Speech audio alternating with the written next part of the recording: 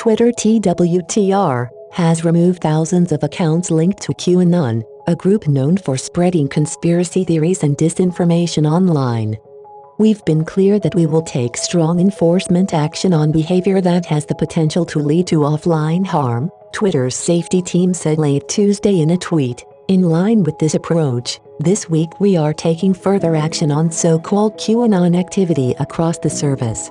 More than 7,000 accounts have been removed in the last several weeks, according to Twitter. It also expects that additional actions it is taking to limit the reach of QAnon activity on its platform could affect 150,000 accounts worldwide. QAnon began as a single conspiracy theory, but its followers now act more like a virtual cult, largely adoring and believing whatever disinformation the conspiracy community spins up. Its main conspiracy theories claim dozens of politicians and A-list celebrities work in tandem with governments around the globe to engage in child sex abuse. Followers also believe there is a deep state effort to annihilate President Donald Trump. Read more.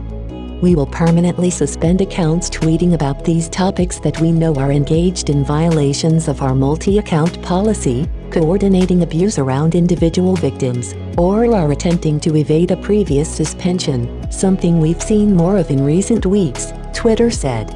Twitter's multi-account policy prohibits coordinating with others to artificially engage or amplify conversations. There's no evidence that any of what QAnon claims is factual. Followers make unfounded claims and then amplify them with doctored or out-of-context evidence posted on social media to support the allegations. Born on the dark fringes of the internet, QAnon is now infiltrating mainstream American life and politics. Born on the dark fringes of the internet, QAnon is now infiltrating mainstream American life and politics. The anarchical group's birth, and its continued seepage into mainstream American life, comes on the coattails of the Russian disinformation campaign that targeted U.S. elections in 2016. While the Russian campaign had an apparent objective, influence voters to elect Trump, QAnon is decentralized, having no clear objective aside from its popular slogan, "Question everything." Anyone can create a conspiracy, offer evidence to support it and tag it with QAnon hashtags to spread it, but no one is held responsible for the trail of chaos and disinformation it leaves behind. Twitter said it will also no longer serve content associated with QAnon in its trends section and recommendations, prevent it from being highlighted in searches and block URLs associated with QAnon from being shared on Twitter.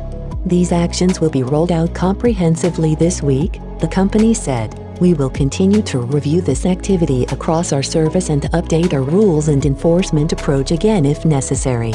At least 3 GOP candidates have been sympathetic or supportive of QAnon: Joe Ray Perkins, a candidate for a U.S. Senate seat in Oregon; Marjorie Taylor Greene, a congressional candidate for Georgia's 14th district seat; and Lauren Boebert, who beat a Trump-backed, 5-term incumbent during primary elections to become a candidate for Colorado's 3rd district.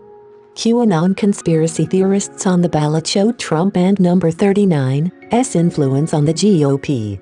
QAnon conspiracy theorists on the ballot showed Trump's influence on the GOP. Twitter has been taking more aggressive action against disinformation on its platform in recent months, placing warning labels on a post by President Trump about mail-in ballots and another during a protest where he said looting would lead to shooting.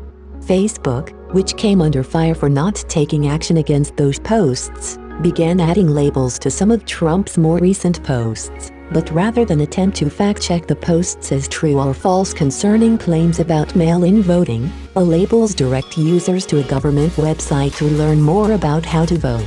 And while Twitter has implemented several policy changes to crack down on misinformation, enforcing them could be a challenge and only have a limited impact on preventing the group's conspiracy theories from spreading.